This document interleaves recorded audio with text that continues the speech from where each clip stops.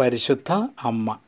All glory be to the Father, and to the Son, and to the Holy Spirit, as it was in the beginning, is now, and ever shall be, world without end. Amen. സ്നേഹമുള്ള സഹോദരി സഹോദരന്മാരെ, യഥാർത്ഥ മരിയഭക്തി എന്ന പുസ്തകത്തിലൂടെ വിശുദ്ധ Luis the Montfort പരിശുദ്ധ അമ്മയുടെ പ്രാധാന്യം നമ്മളുമായി പങ്കുവയ്ക്കുമ്പോൾ വിശുദ്ധ ലൂയിസ് ദി മോൺഫോർട്ട് നമ്മെ പഠിപ്പിക്കുന്ന വളരെ പ്രധാനപ്പെട്ട ഒരു സത്യം ഇതാണ്: നമുക്ക് നമ്മോട് തന്നെ മരിക്കാൻ മറിയത്തിൻ്റെ സഹായം ആവശ്യമാണ് എന്ന സത്യം. അതായത് നമ്മുടെ ശരീരത്തെ, മനസ്സിനെ, നമ്മുടെ സന്ധിബന്ധങ്ങളുടെ, ശരീരത്തിൻ്റെ ആഗ്രഹങ്ങളെ എല്ലാം നിഹനിക്കുവാനായി പരിശുദ്ധ അമ്മയുടെ സഹായം നമുക്ക് ആവശ്യമാണ്. നമ്മോട് തന്നെ മരിക്കാൻ പരിശുദ്ധ മറിയത്തിൻ്റെ സഹായം ആവശ്യമാണ്. ഇനി അദ്ദേഹം തുടർന്ന് പഠിപ്പിക്കുന്ന ഇപ്രകാരമാണ്: സൽകൃത്യങ്ങളെപ്പോലും കളങ്കപ്പെടുത്തുന്നത് നമ്മുടെ ദുഷിച്ച മനുഷ്യപ്രകൃതിയാണ്. നിർമ്മല ജലം, നല്ല ജലം ദുർഗന്ധം വമിക്കുന്ന പാത്രത്തിൽ പകരുകയും നല്ല വീഞ്ഞ് ചീഞ്ഞ വീഞ്ഞിനാൽ മലിനമായ വീപ്പിൽ ഒഴിക്കുകയും ചെയ്താൽ അവ ദുഷിക്കുകയും ദുർഗന്ധം വമിപ്പിക്കുകയും ചെയ്യും. അപ്രകാരം ജന്മപാപത്താലും കർമ്മപാപത്താലും മലിനമായ നമ്മുടെ ആത്മാവിൽ കൃപാവരവും സ്വർഗീയ മഞ്ഞുതുള്ളികളും ദൈവസ്നേഹമാകുന്ന രുചികരമായ വീഞ്ഞും പകരുമ്പോൾ മിക്കപ്പോഴും പാപം മൂലം നമ്മളിലുള്ള ദുഷിച്ച പുളിമാവും തിന്മകളും ഈ ദാനങ്ങളെ മലിനമാക്കുന്നുവെന്ന് വിശുദ്ധൻ പഠിപ്പിക്കുന്നു. നമ്മുടെ ഉത്തമമായ സുഹൃതങ്ങൾ പോലും തിന്മയുടെ സ്വാധീനതയാൽ കളങ്കമാക്കപ്പെടുന്നു. ആകയാൽ യേശുക്രിസ്തുവുമായുള്ള ഐക്യത്തിലൂടെ മാത്രമേ പുണ്യപൂർണ്ണത കൈവരിക്കാൻ നമുക്ക് സാധിക്കുകയുള്ളൂ. അത് പ്രാപിക്കാൻ ആഗ്രഹിക്കുന്ന ഏവനും തന്നിലുള്ള സകല തിന്മകളെയും ഉന്മൂലനം ചെയ്യുക ഏറ്റവും ആവശ്യമാണ്. അല്ലാത്ത പക്ഷം വളരെ ചെറിയ കളങ്കം പോലും അങ്ങേയറ്റം വെറുക്കുന്ന ക്രിസ്തുനാഥൻ സ്വസന്നിധിയിൽ നിന്ന് നമ്മെ ബഹിഷ്കരിക്കുക തന്നെ ചെയ്യുമെന്ന് വിശുദ്ധ ലൂയിസ് ദി മോൺഫോർട്ട് പഠിപ്പിക്കുകയാണ്.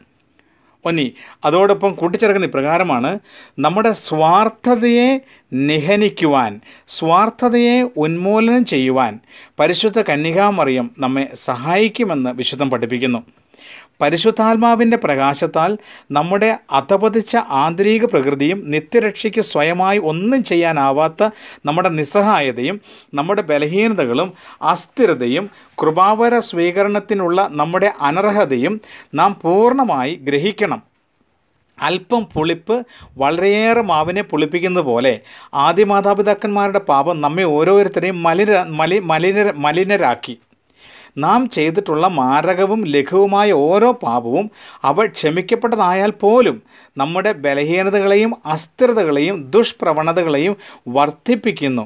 അങ്ങനെ നമ്മുടെ ആത്മാവിൽ തിന്മ അവശേഷിപ്പിക്കുന്നുവെന്ന് വിശുദ്ധ ലൂയിസ് ദി മോൺഫോർട്ട് പഠിപ്പിക്കുകയാണ്. റോമാക്കാർക്ക് എഴുതിയ ലേഖനത്തിൻ്റെ 6-ാമത്തെ അധ്യായം നമ്മളെല്ലാവരോടും ഒന്ന് വായിക്കാനായിട്ട് വിശുദ്ധൻ ആവശ്യപ്പെടുന്നു. റോമാക്കാർക്ക് എഴുതിയ ലേഖനത്തിൻ്റെ 6-ാമത്തെ അധ്യായം, അതിൻ്റെ 6-ാമത്തെ തിരുലിഖിതത്തിൽ കർത്താവ് വളരെ ശക്തമായൊരു കാര്യം നമ്മെ പഠിപ്പിക്കുകയാണ്. നമ്മുടെ ശരീരങ്ങൾ തീർത്തും ദുഷിച്ചതായതുകൊണ്ട് പരിശുദ്ധാത്മാവ് നമ്മുടെ ശരീരത്തെ പാപത്തിൻ്റെ ശരീരമെന്നാണ് വിളിക്കുന്നത് എന്ന് ലൂയിസ് ദി മോൺഫോർട്ട് പഠിപ്പിക്കുന്നു. സങ്കീർത്തനം 51 പ്രകാരം കാണുന്നുണ്ടല്ലോ: അമ്മയുടെ ഉദരത്തിൽ ഉരുവായപ്പോഴും ഞാൻ പാപിയാണ് എന്ന്. അതായത് പാപത്താൽ അത് ഗർഭം ധരിക്കപ്പെട്ടു, പാപത്താൽ അത് പോഷിപ്പിക്കപ്പെട്ടു. എല്ലാ തരത്തിലുമുള്ള പാപങ്ങൾക്കും അത് വശകവുമാണ്. 1000 വ്യാധികൾക്കിരയായി അനുദിനം അത് ദുഷിച്ചുകൊണ്ടിരിക്കുന്നു. രോഗത്തിനടിപ്പെട്ട് ചീഞ്ഞു നാറി പുഴുക്കളെ പുറപ്പെടുത്തുകയാണത് ചെയ്യുന്നത് എന്ന് വിശുദ്ധം പഠിപ്പിക്കുന്നു.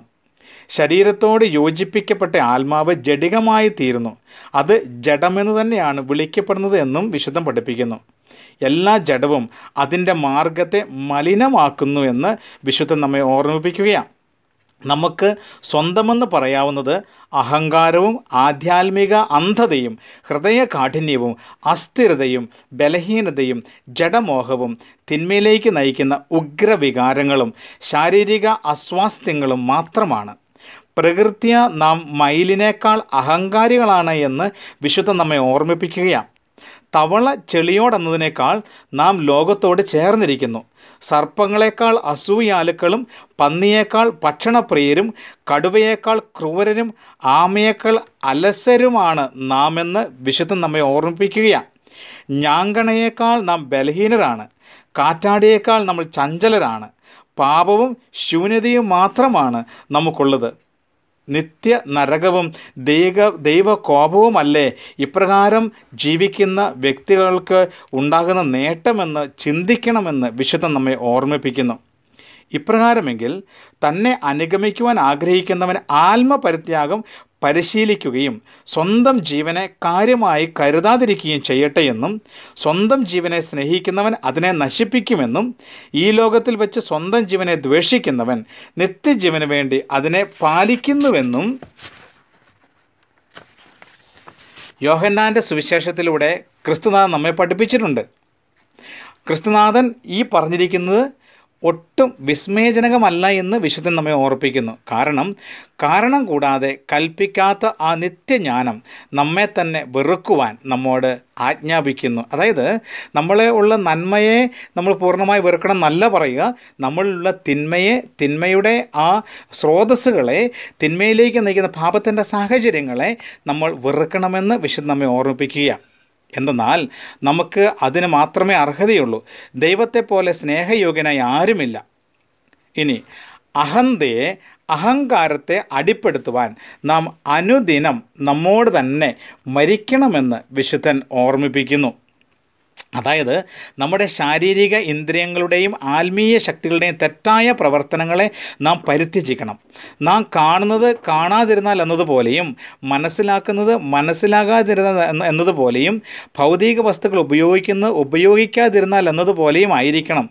ഇതാണ് പ്രതിദിനം മരിക്കണമെന്ന് വിശുദ്ധ പൗലോസ്ലിഹ കൊരിന്തോസിൻ്റെ 7-ാം അധ്യായത്തിലും 15-ാം അധ്യായത്തിലൊക്കെ നമുക്ക് പറഞ്ഞു തരുന്നത് എന്ന് വിശുദ്ധ നമ്മെ ഓർപ്പിക്കുന്നു. ഗോതമ്പ് മണി നിലത്ത് വീണ് അഴിയുന്നില്ലെങ്കിൽ അത് അതേപടി ഇരിക്കും. യോഹന്നാൻ്റെ സുവിശേഷം 12-ാം അധ്യായത്തിൽ കർത്താവ് പഠിപ്പിക്കുന്നുണ്ടല്ലോ. നാം ആത്മനിഗ്രഹം അഭ്യസിക്കുന്നില്ലെങ്കിൽ, നമ്മുടെ ഭക്തകൃത്യങ്ങൾ ആവശ്യം ഫലദായകവും ഈ മരണത്തിലേക്ക് നമ്മെ നയിക്കുന്നില്ലെങ്കിൽ നാം നല്ല ഫലങ്ങൾ പുറപ്പെടുത്തുകയുമില്ല എന്ന് വിശുദ്ധൻ പഠിപ്പിക്കുന്നു. ഭക്തകൃത്യങ്ങൾ നമുക്ക് ഉപയോഗശൂന്യമായി തീരും.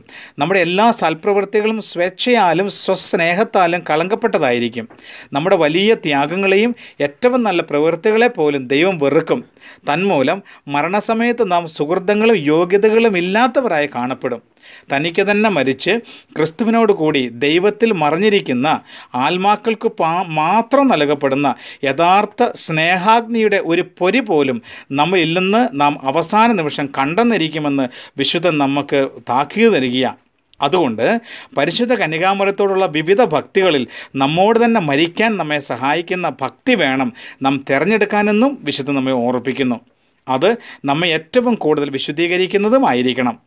മിന്നുന്നതെല്ലാം പൊന്നെന്നോ മധുരമായവയെല്ലാം മധുവെന്നോ കരുതുന്നത് മൗഢ്യമാണ് എന്ന് വിശുദ്ധൻ നമ്മെ ഓർമ്മിപ്പിക്കുന്നു. അതുപോലെ എളുപ്പം പ്രവൃത്തിയിൽ വരുത്താവുന്നതും ഭൂരിപക്ഷം പേരും അഭ്യസിക്കുന്നതുമായതുകൊണ്ട് ഒരു ഭക്തി കൂടുതൽ പൗത്രീകരണ യോഗ്യമെന്ന് കരുതുന്നത് യുക്തി അല്ല എന്നും വിശുദ്ധൻ നമ്മെ ഓർപ്പിക്കുന്നു. ലൗകിക കാര്യങ്ങൾ ത്വരിതഗതിയിലും എളുപ്പത്തിലും ആദായകരമായും ചെയ്യുവാൻ ചില പ്രകൃതി രഹസ്യങ്ങൾ സഹായകമാണ്. അതുപോലെ പ്രകൃത്യാതീതമായവയിലും അവ എളുപ്പമായും ആനന്ദപ്രദമായും ചെയ്യുന്നതിനും നമ്മെ ശക്തരാക്കുന്ന ചില രഹസ്യങ്ങളുണ്ട്. അവ നമ്മെ അഹങ്കാരത്തിൽ നിന്ന് രക്ഷിക്കും, ദൈവത്തെ കൊണ്ട് നിറയ്ക്കും, പുണ്യപൂർണ്ണത പ്രാപിക്കുവാൻ സഹായിക്കും. മാത്രമല്ല നിഷ്പ്രയാസം നിർവഹിക്കാവുന്നതും ആയിരിക്കും ഇവ എന്ന് വിശുദ്ധൻ നമ്മെ ഓർമ്മിപ്പിക്കുന്നു. പ്രിയമുള്ള സഹോദരങ്ങളെ, ഇപ്രകാരം സ്വന്തം മരിച്ച് യേശുക്രിസ്തുവിനെ സ്വന്തമായി മാറുവാൻ പരിശുദ്ധ അമ്മ നമ്മെ സഹായിക്കട്ടെ. God bless you all.